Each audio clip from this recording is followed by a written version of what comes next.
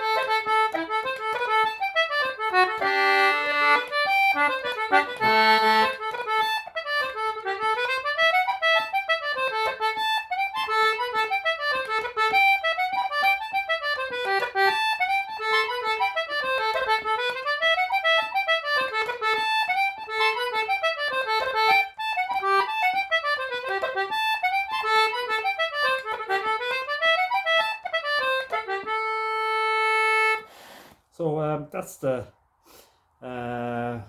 one of the copper plates. I'm going to play it very, very slowly and talk a little bit about ornamentation. Again, ornamentation there is really just to put variation into the tune, so it's not the most important thing. The notes of this tune is widely available on the internet, so I'll just so I'm just putting in a grace note on the second note, ABA.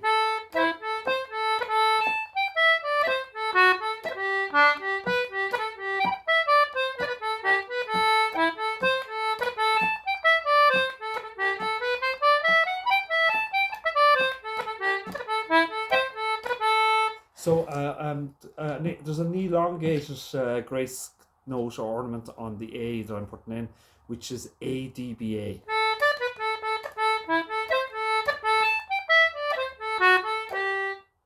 Also putting in a grace note on the G on the press, which is GCG quickly.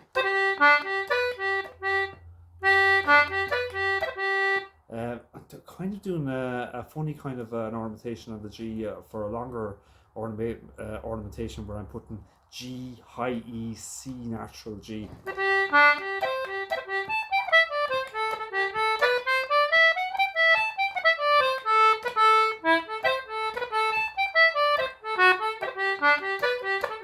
So again, try and make it as subtle as possible, especially when you're putting in those kind of odd kind of ornamentations where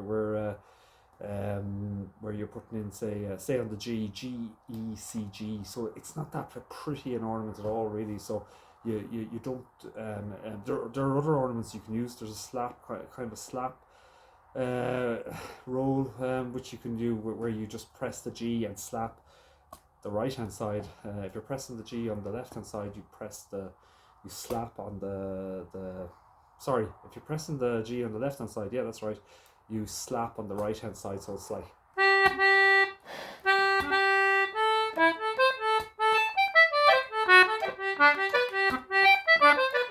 or you can do the other ornamentation on the G, which is G, E, C, G, but try and make it as subtle as possible.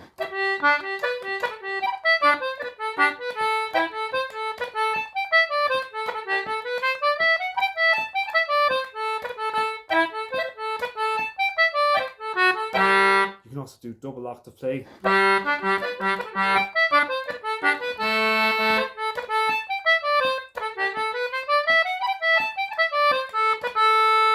Second part.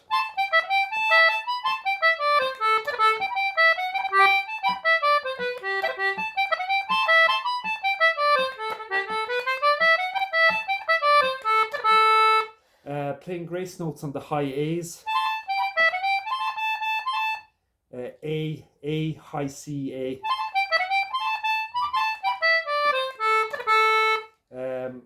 A again, A, D, B, A.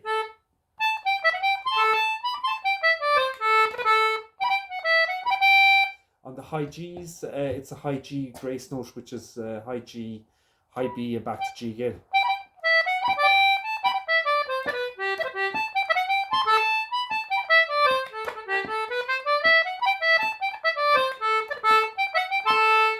You can do double octave playing.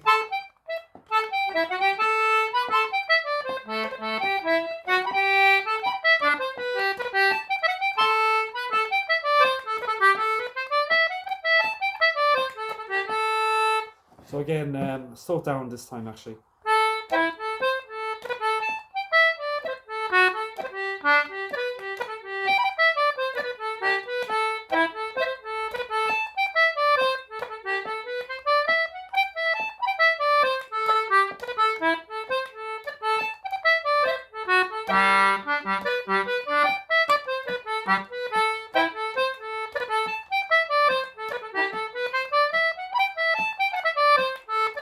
Second part.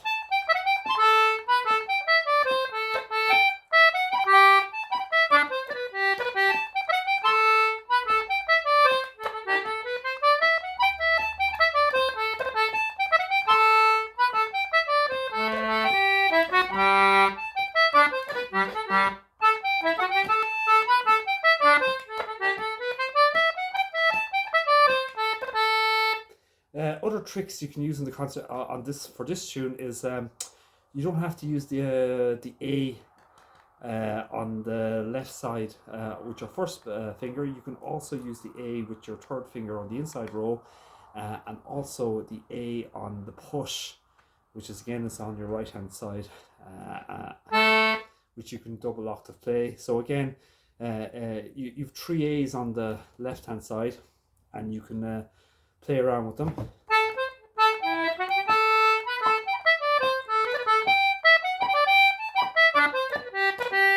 Oh, you can also do the same with the G's, the lower G's.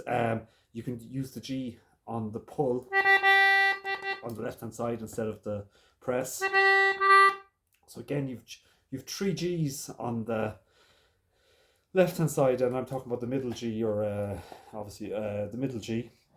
So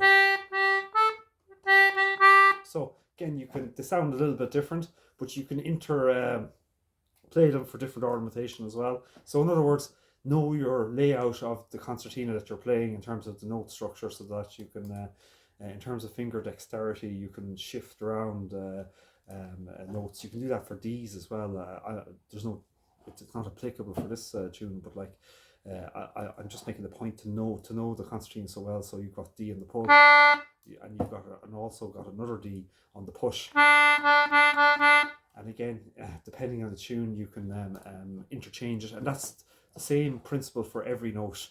On the if they're triplet, same with the high G's on the right hand side. So you've got three high G's on the right hand side, and every so often you can interchange them depending on the tune to make it easier to play effectively. So on this tune,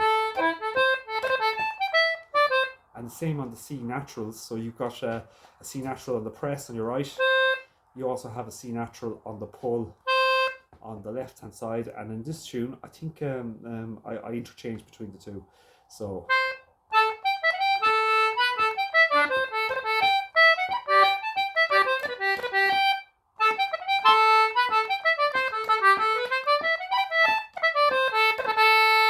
so you can interchange the finger layout, and then consequently you can change the ornamentation if you know the layout of the effectively your concertina. So go and play the tune again slowly.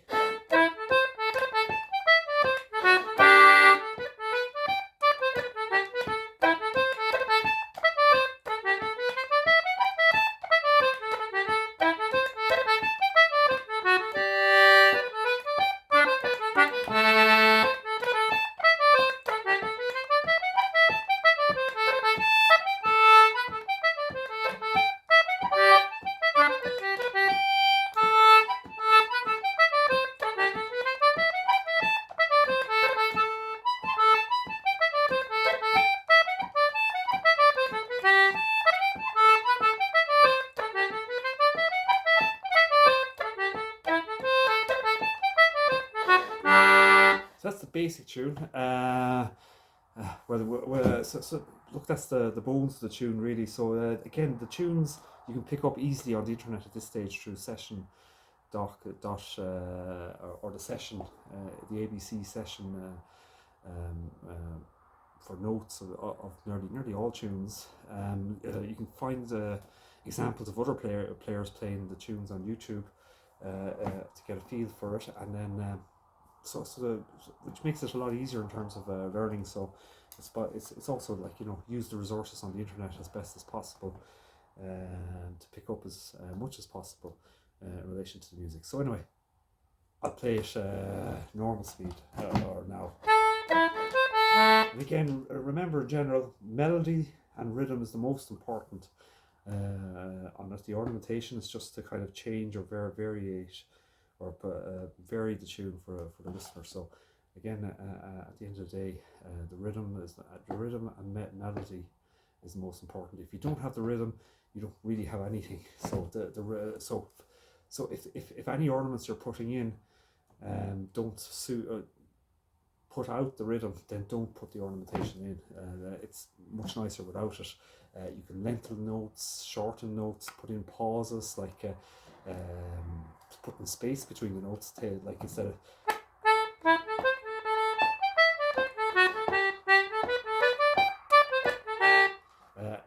it's kind of a push and pull by taking out or putting in spaces into the notes. It's just, there's loads you can do. So it's about developing your own style as well.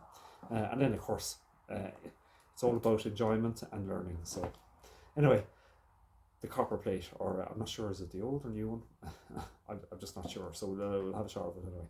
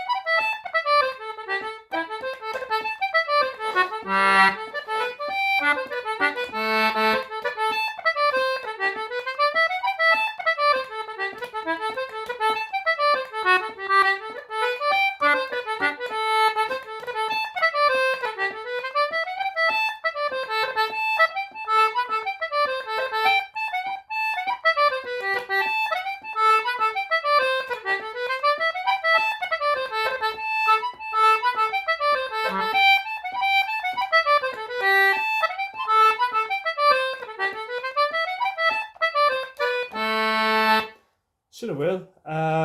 Copper plates, or one of the copper plates.